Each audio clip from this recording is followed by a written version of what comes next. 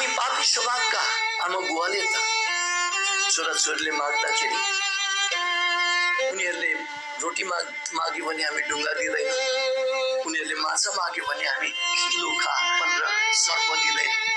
हामी पापी स्वभावका आमा बुवाले त आफ्नो छोराछोरीलाई असल चिज दिँदछौँ भने स्वर्गमा हुनुहुने उहाँ धर्मी पिता, असल पिता, दयालु पिता, प्रेमिलो पिताले हामीले माग्यो भने कति बढी गरेर असल चिज दिनुहुनेछ भनिकन यस खण्डमा हामीलाई बताएको छ।